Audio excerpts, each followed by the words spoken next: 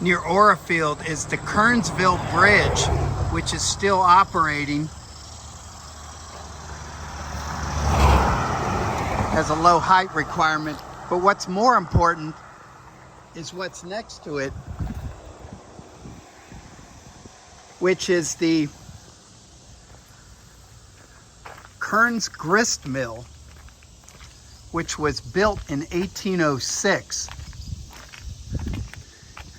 They call it a museum, but it's totally abandoned and ready for restoration. Today it could be a microbrewery restaurant, and they could probably grind the ingredients to make their own beer here. It's a beautiful area near Orefield, and I just noticed this other cool thing on the bridge is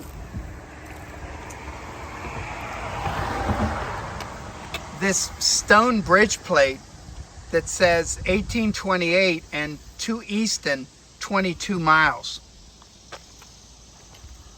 This is a really cool area.